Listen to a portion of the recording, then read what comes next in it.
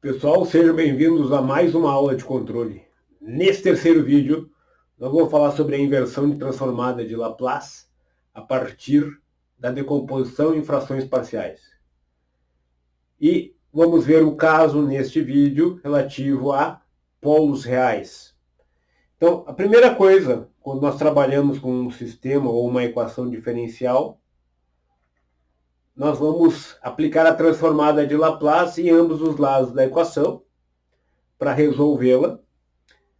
Para poder fazer a utilização da transformada de Laplace, nós precisamos ter as condições iniciais, ou seja, como aqui é a derivada terceira, nós precisamos três condições iniciais.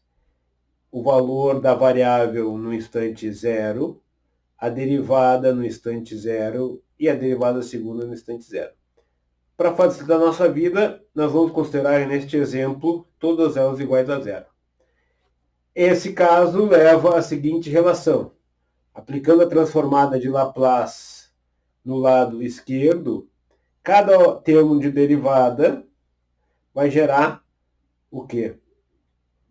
A derivada na terceira derivada, vai virar S ao cubo. S ao quadrado vai ser a consequência da derivada segunda. E S a derivada primeira. Então, cada um desses termos transformados gerou um desses termos, que é um polinômio em S. Esse lado de cá é chamado de equação homogênea. E a transformada de Laplace do outro lado, aqui nós temos D e o zero sendo uma constante, a transformada de Laplace de uma constante é simplesmente a constante divididos por S. Então, nós temos tudo que nós precisamos para podermos resolver y de S. Observem que a equação diferencial homogênea gerou esse polinômio. E nós temos a entrada do sistema, gerou essa contribuição aqui. Resolvendo para ys, nós chegamos à seguinte expressão. Notem que ela é composta por um polinômio de quarta ordem, sendo que esse termo aqui, como nós já vimos, é decorrente da equação diferencial, a parte homogênea dessa equação diferencial. E esse outro termo é oriundo da perturbação, do padrão de perturbação ou da inhomogeneidade do sistema. Para resolver essa função de transferência, ou seja, a inversa de y de S, nós vamos fazer o quê? Nós vamos aplicar o método da decomposição em frações parciais. A primeira coisa que nós temos que fazer é determinar as raízes deste polinômio. As raízes deste polinômio, que está no denominador, são chamadas de polos. Então, nós vamos determinar os polos do sistema. Então, o primeiro passo é a determinação dos polos. O segundo passo é fatorar o polinômio. O que é fatorar o polinômio? É o polinômio de elevada ordem como sendo o produto de termos em que cada um desses termos é função do polo.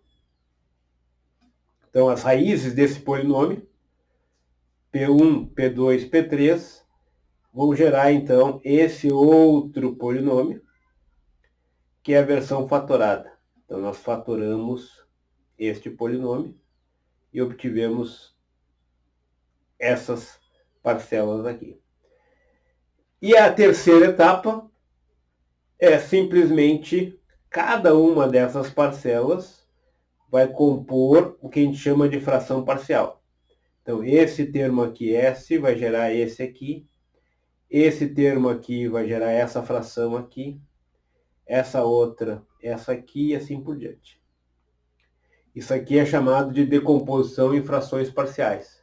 Ou seja, a fração total é essa aqui e nós decompusemos em frações parciais. Sendo que cada uma dessas frações é facilmente invertida. Então, essa é a ideia. Nesse processo de decomposição, nós temos as constantes A0, A1, A2, A3. essas constantes precisam ser determinadas. Nós vamos ver diferentes formas de fazer essa determinação. Mas são constantes a serem determinadas, que vão fazer com que o lado de cá, essas frações parciais, seja exatamente igual à função original. Mas, tendo essas constantes, nós obtemos a inversa de cada um desses termos, uma vez que a transformada de Laplace é um operador linear, nós teremos a transformada inversa disso aqui como sendo a soma das transformadas inversas de cada um desses termos. Esse termo aqui gera uma constante, esse vai gerar exponencial. Então, esse aqui é a segunda transformada de Laplace que nós vimos no vídeo passado, no primeiro vídeo, melhor dizendo. E vimos que essa aqui é uma transformada de Laplace importante para nós. Ela está na base da inversão da transformada de Laplace. E assim sucessivamente. Agora, nós vamos ver como nós determinamos essas constantes aqui. E como nós fatoramos também em casos particulares. Aqui nós fizemos a fatoração considerando que os polos são polos não repetidos e reais. Então, esse é o primeiro caso que nós vamos analisar.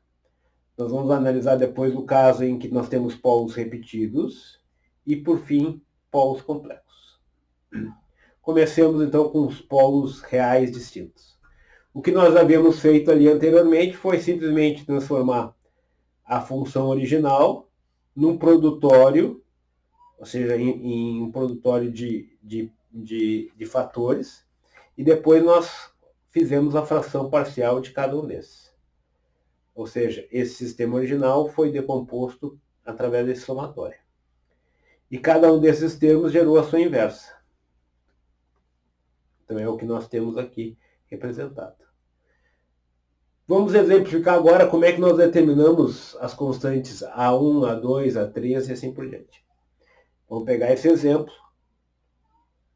Primeira coisa é fatorar esse polinômio. Dois números que somados dão 7 e multiplicados dão 12, ou seja, 13 e 4.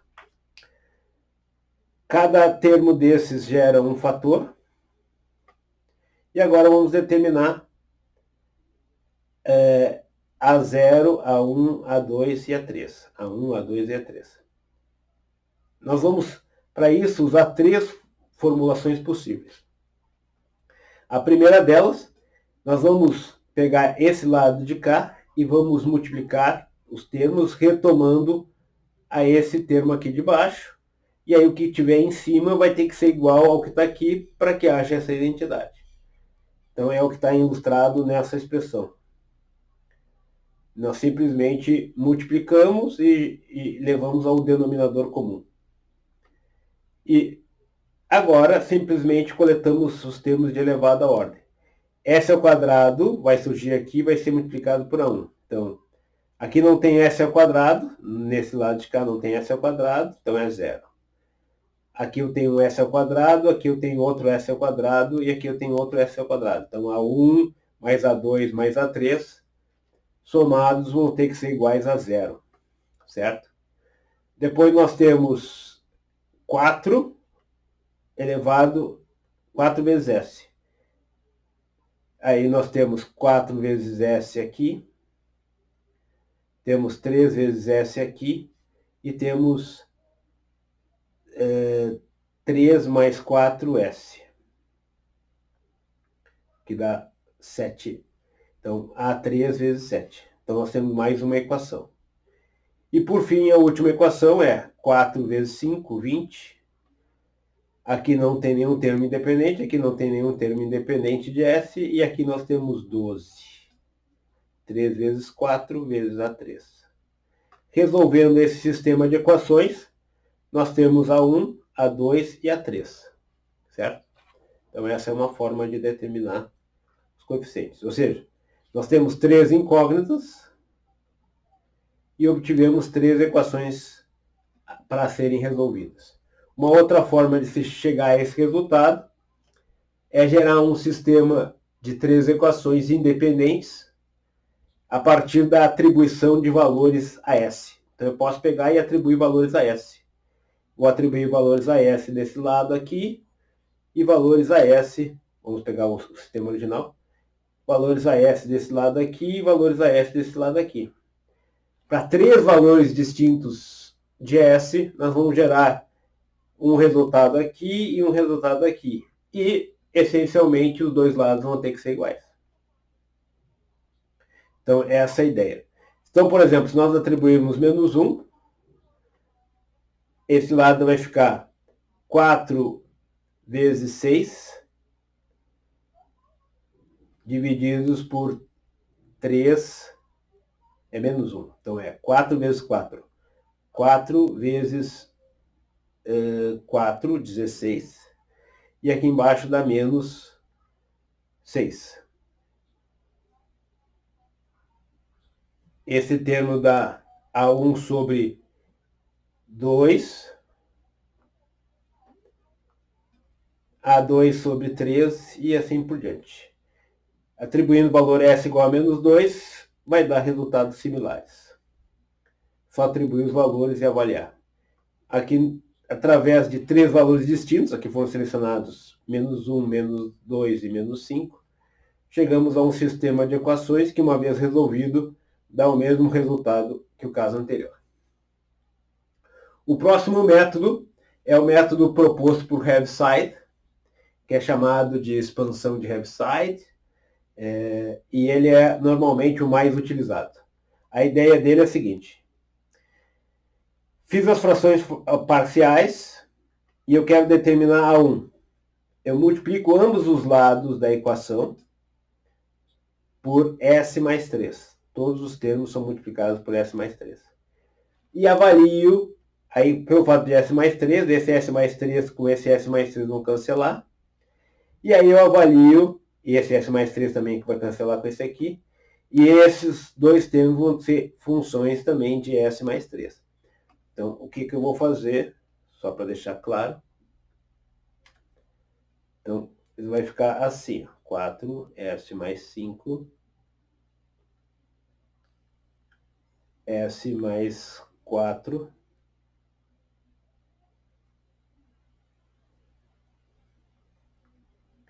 S, isso aqui vai ter que ser igual a A1 mais A2S mais 4, S mais 3. Simplesmente eu fiz os dois cancelamentos. E agora, se eu atribuir ambos os lados, fizer S igual a menos 3,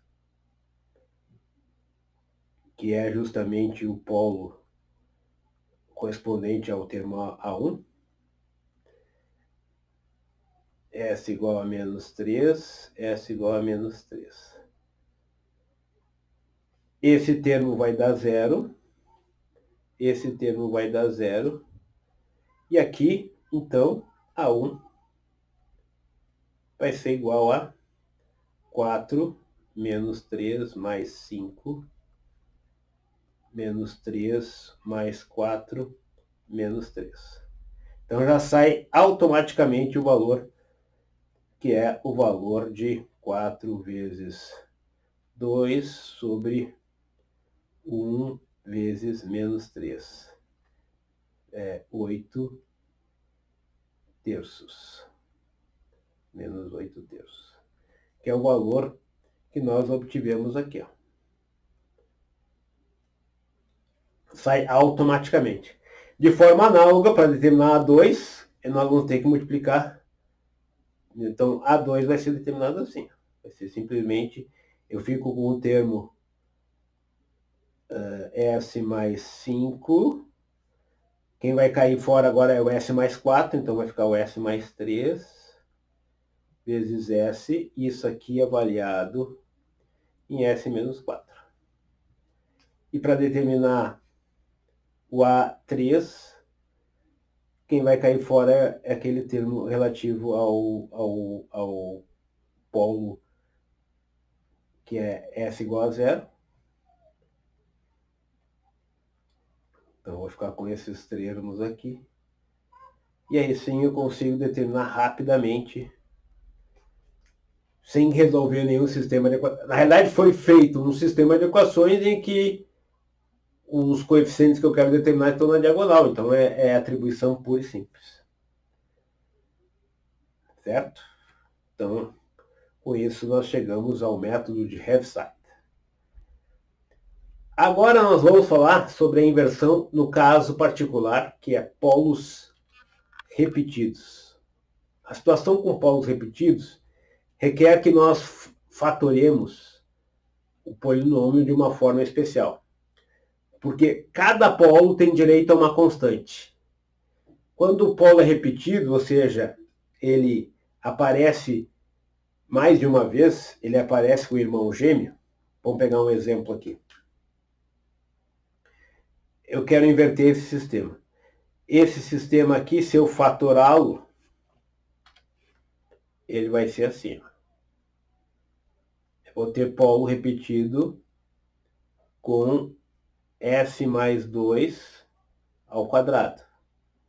Isso aqui é um polo repetido. Ele tem o polo, na realidade, menos 2, vai aparecer duas vezes. Tem multiplicidade, esse polo aqui tem multiplicidade 2.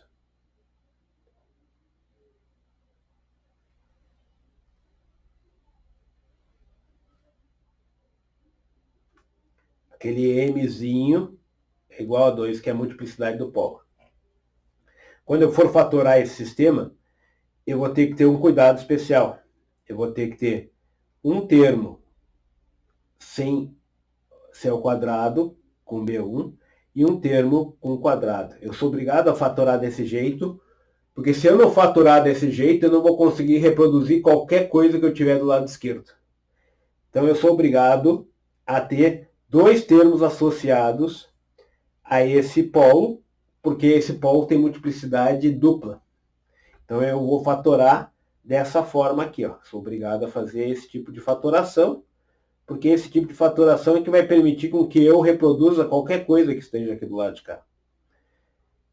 Então agora eu vou determinar B1 e B2, e aí existem duas formas de fazer isso. Quando eu tenho, então, a ideia é a seguinte, se o polo tem multiplicidade M, eu vou gerar termos, vou fatorar esse polo dessa forma. Esse resíduo aqui é relativo aos outros polos que não têm multiplicidade ou aos outros polos em si. Agora, para determinar esse B1, B2, B3, que a gente vai ver logo em seguida aqui pelo método de Heaviside, vai haver uma indeterminação, eu tenho que levantar essa indeterminação a partir da derivada, ou seja, estou aplicando o L'Hopital. Mas então a ideia é a seguinte, ó, eu pego a parte que não é do polo múltiplo, fica N sobre ds, isso aqui eu chamo de Q, esse Q de S, e os B's vão surgir dessa forma. Os B's vão ser determinados a partir da derivada desse Q de S, usando essa expressão aqui. E a inversão vai sair isso aqui. Ó. Essa vai ser a inversão. Vamos ver isso mais claramente no passo a passo para esse sistema. Então, o A0 é determinado direto, Heaviside direto. Ou seja, eu tapo esse cara aqui e avalio em S igual a 0. É o que está aqui, 1/4. Esse termo também sai direto. Eu tapo tudo isso aqui e vou avaliar esse termo aqui em S igual a menos 2, que nem está ilustrado aqui. Então, B2 sai direto. O problema é na determinação de B1. Por quê? Se eu multiplicar por esse termo aqui, não vai aparecer um S mais 2 no denominador. Quando fizer os dois lados igual a S menos 2, esse termo aqui vai para o infinito, e esse termo aqui é B1, mas esse termo aqui vai para o infinito também. Então eu vou ter B1 igual a infinito igual a B1 mais infinito. Isso é uma indeterminação, ou seja, B1 é infinito menos infinito, isso é uma indeterminação. E para resolver essa indeterminação eu uso o L'Hopital, ou seja, por isso que nós temos que fazer essas derivadas aqui, ó. Certo? Essa é uma alternativa.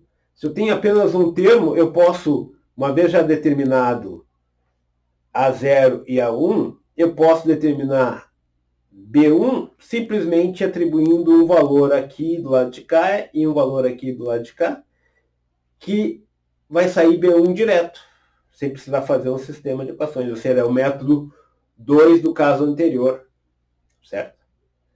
Então é o que está ilustrado aqui, ó. Se eu atribuir S menos 1, isso aqui vai virar 0, e isso aqui vai ser o B1. B1 vai sair daqui direto. Mas se não fizer desse jeito, eu vou ter que fazer a derivada. Vou fazer a derivada do Q de S. O Q de S, nesse caso, é justamente isso aqui. Vou fazer a derivada disso e avalio e sai o valor. Então é uma forma. A parte mais importante é que quando eu inverto polos múltiplos, ou polos com multiplicidade, o polo vai contribuir com essa parte exponencial aqui, ó. E o que tem que ficar na cabeça de vocês? Isso aqui, que é decorrente do polo, vai ser multiplicado por um polinômio. Isso aqui é um polinômio em T.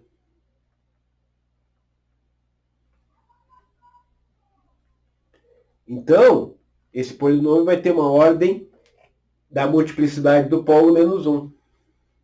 É um polinômio em T a M menos 1. Isso aqui é importante porque isso converge, pelo polinômio haveria divergência. Pelo polinômio haveria divergência. Mas isso converge pelo fato dessa exponencial decrescer mais rapidamente que o crescimento do polinômio. Só vai ter problema quando essa exponencial não decrescer, que é o caso de polos na origem. Quando for E na 0, T, isso aqui é 1, aí vai haver divergência, certo? Então, se eu tiver polos negativos, haverá convergência, multiplicados por esse polinômio, certo? E com isso, então, nós terminamos os polos repetidos, e o importante é que os polos repetidos aparecem polinômios em T. Apareceu o polinômio em T, é decorrente de polos repetidos, certo? E aí, no nosso próximo vídeo, nós vamos ver como é que nós fazemos a inversão usando polos complexos.